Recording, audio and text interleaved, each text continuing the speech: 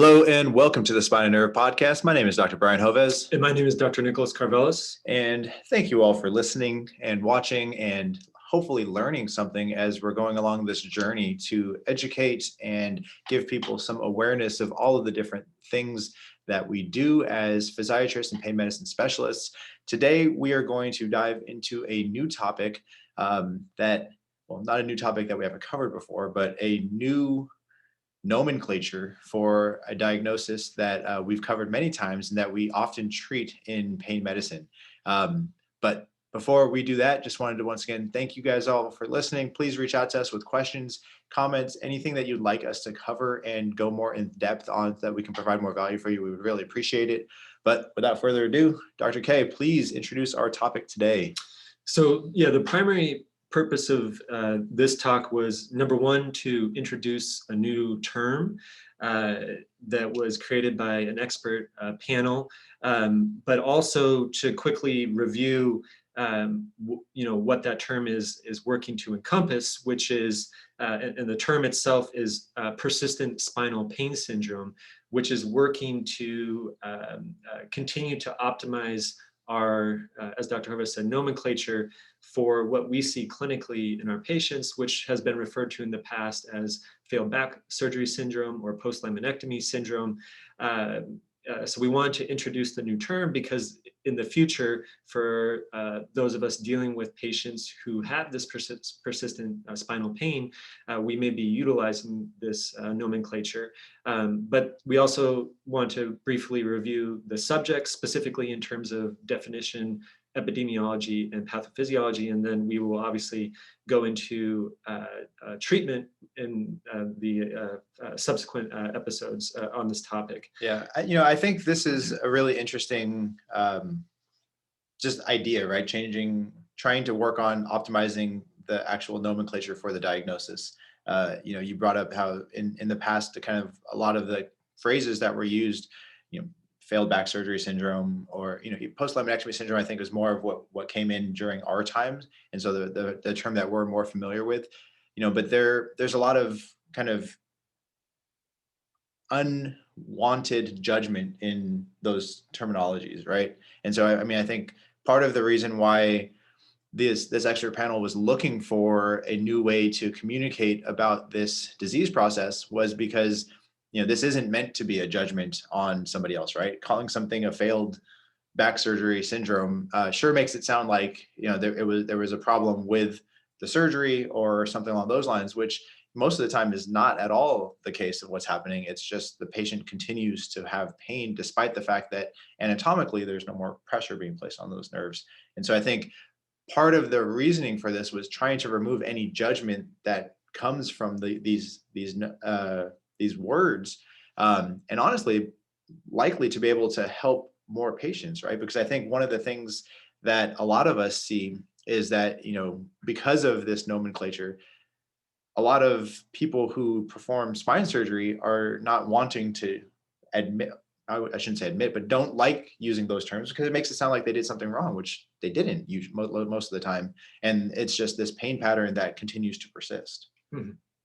Yeah, definitely. And so speaking of the definitions here, and we'll first go over the typical definition that was utilized for failed back surgery syndrome or post-laminectomy syndrome in the medical literature. So, that definition essentially, previously was a diagnosis that involves a constellation of conditions and presents with persistent or recurrent low back pain and or lower limb pain, typically in the setting of one or more prior surgeries.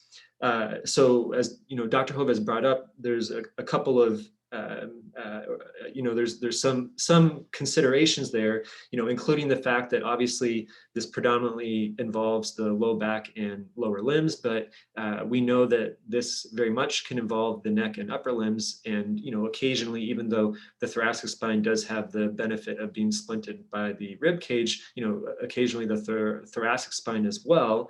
And then on top of that, failed back surgery syndrome, post-laminectomy syndrome, obviously those terms bring up the the concept that this is in the context of surgery.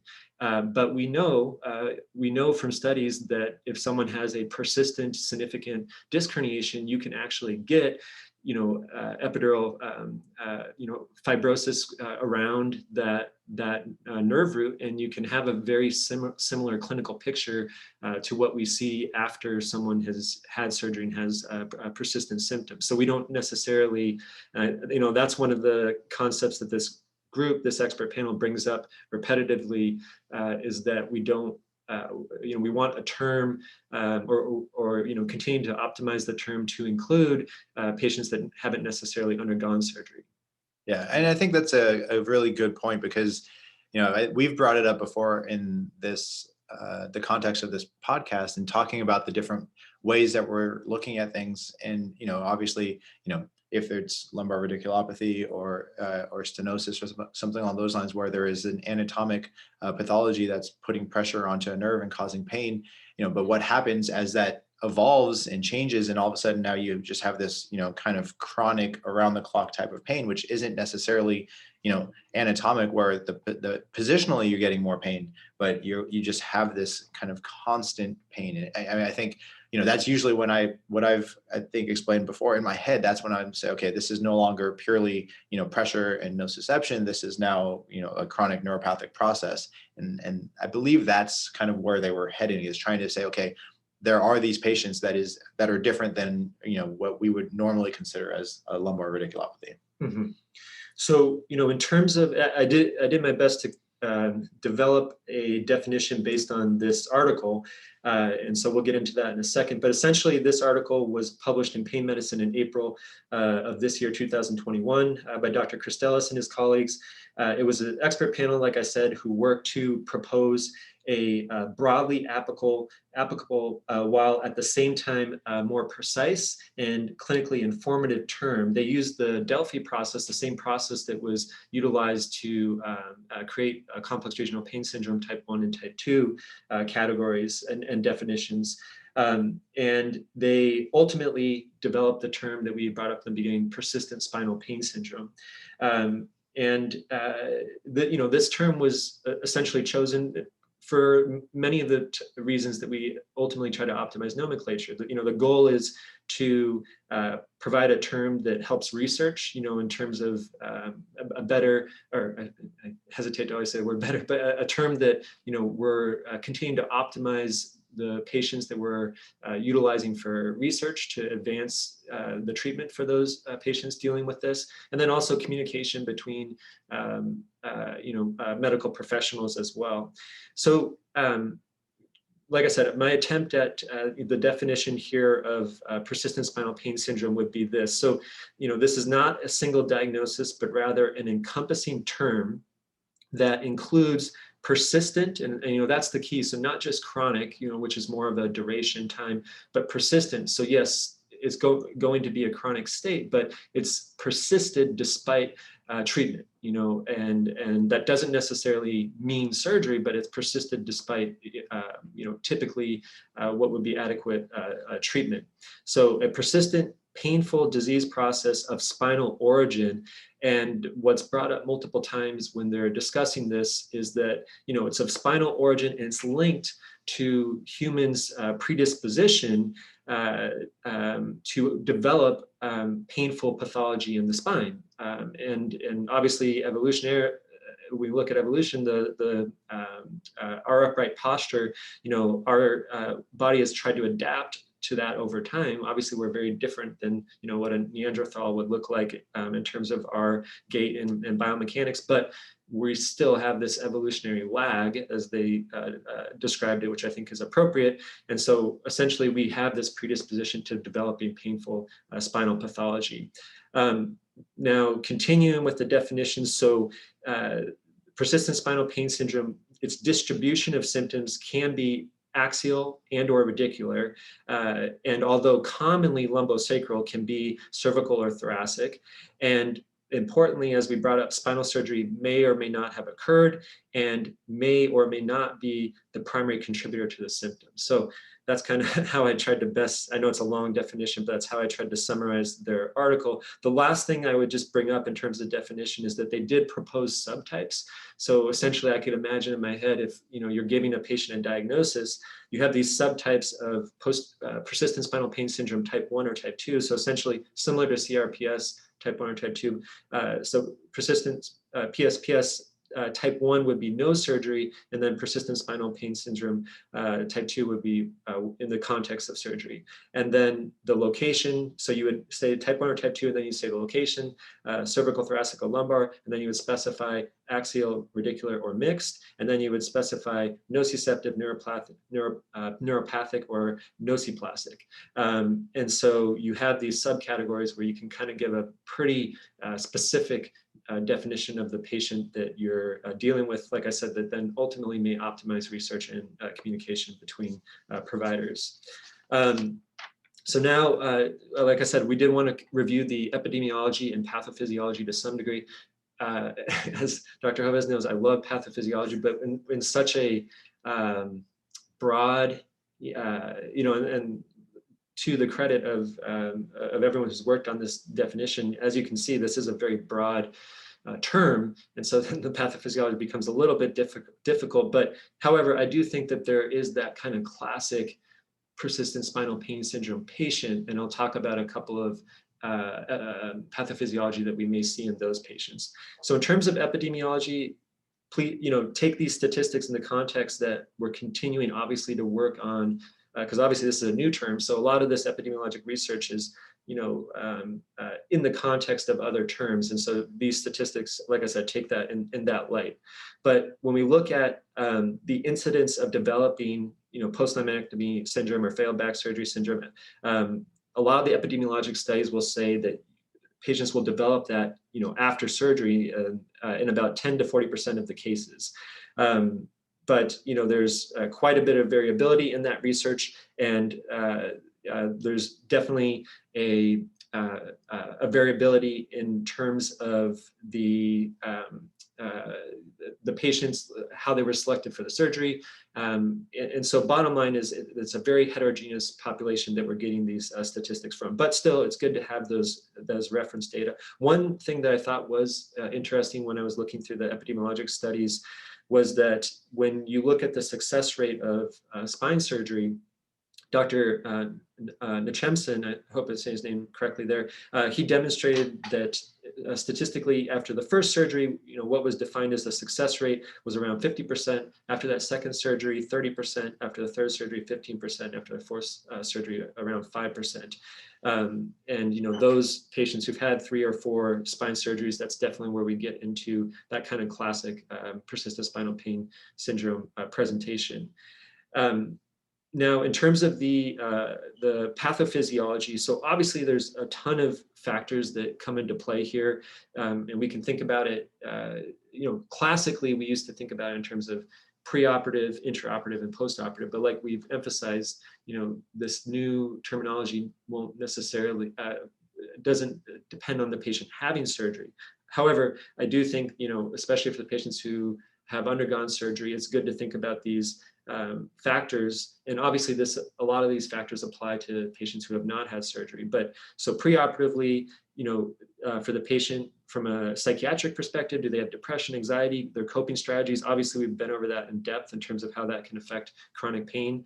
From a social perspective, is there litigation? Is it a work comp patient? From a surgical perspective, is it a revision surgery? We just went over the statistics and the prognosis after those successive surgeries. And postoperatively, and this is where we'll start to get into the pathophysiology as well, but the specific pathophysiology that I wanted to go into more detail with. But postoperatively, is there progressive disease? Is there epidural fibrosis? Is there adjacent level syndrome? And so that's what I wanted to kind of finish up with, is talking specifically about epidural fibrosis and then adjacent level syndrome, because I think whenever we talk about persistent spinal pain syndrome, those are 2 of the more common scenarios that may either be coming together or being the predominant cause of this persistent state that we're dealing with the patient. So specifically with epidural fibrosis, anytime there's a surgery that manipulates the epidural space, there's going to be a high probability of development of fibrosis of that epidural space, of scarring in the epidural space. When we do surgery, whether that's in the abdomen, the shoulder, anywhere in the body, we're going to develop some level of scar tissue, most likely. And so based upon the available literature, this fibrosis may be causative or at least significant contributor to the persistent pain in patients in about 20 to 35% of the cases. So, and pretty significant cause. But that being said, those studies come from more imaging studies, MRI studies with and without contrast. And interestingly enough, there was actually a study done in 2010 that looked at 78 patients with persistent pain after spine surgery, and they actually utilized spinal endoscopy in contrast to utilizing MRI. And they found that 91% of those patients of those 78 patients who had persistent spinal pain after surgery, 91% of them had significant fibrosis, and they took it a step further and said, okay, is where the fibrosis most significant? Is that concordant with their dermatomal, the distribution of symptoms? And it was concordant in around 85% of the patients. So, like I said, some of the studies showing 20 to 35% of patients, but perhaps it's even more when we take that more detailed look. So with that study, you brought up that only on imaging, 20 to 35% of patients show it on imaging. And I think it was great that you brought up the study, because, I mean, how often then for those patients, right? 91% of them, they actually saw some fibrosis. Like, did they talk about the imaging findings during that study of how many of those actually showed anything that we can see on MR imaging? Yeah, so thinking through reading that article, I do not think they, compared and contrast. So if we saw epidural fibrosis with the endoscopy, did it not show up in the MRI? I don't remember that off the top of my head, but yeah. And I think that's an important part, because, I mean, obviously we're trying to utilize, the least invasive tools to be able to identify what's going on for these patients and trying to help them, but if MR imaging only shows, 1/5 to 1/3 of the patients have this fibrosis, but an endoscopic study showed that 91% actually had it, that's a huge percentage of the population that we're missing, right? And so, we've talked about this for many things in the past. I love MR imaging. It's amazingly helpful. It's definitely necessary, but it doesn't tell the whole story, right? And so we have to remember that as we're evaluating these patients, that just because you got your MRI with and without contrast and it doesn't show fibrosis doesn't mean it's not there. And it doesn't mean that that's not a big contributor to why patients are continuing to have the problems that they're having. Yeah, I mean, to your point, if you just look at the discrepancy of the numbers, the 20 to 35 compared to the 90, you would assume that some is being missed there. Real quickly, in terms of the mechanism, so why is epidural fibrosis an issue? So number one, when you develop that epidural fibrosis after manipulation of the epidural space, you get adhesion of the adhesion to the spinal canal, and that limits and so that in and of itself can cause pain with movement. But then in addition, those adhesions decrease the ability of our spines to adjust to further degenerative changes. If we develop worsening stenosis or recurrent disc herniations, we have less ability because of those adhesions. We have less ability to adjust to it. Now, the other thing is that once that epidural fibrosis has progressed and we start to actually get around the nerve root itself, perineural fibrosis, and once that's advanced enough, that actually starts to interfere with CSF flow and CSF provided nutrition to the nerve root, which can very much cause an hypersensitivity of that nerve root. In addition, when you get that epidural and perineural fibrosis, that can compromise blood flow as well, which, if we think back to our stenosis and, increased pressure and the compromised blood flow, what that can do to neurologic structures, we remember that ultimately can cause significant nerve injury as well. So, we ultimately have tethering, which can be painful in of itself. We have a decreased ability to adjust to degenerative changes. We have a compromise to CSF flow and the consequent nutrition, and we have a compromise to blood flow. So all those things ultimately leading to a persistent, painful state where these patients will present. And one question I think probably both Dr. Joves and I always ask these patients is, of course your pain is variable moment to moment, day to day, depending on what you're doing, but is it fair to say it's there all of the time? And if in these cases, typically it is going to be present regardless.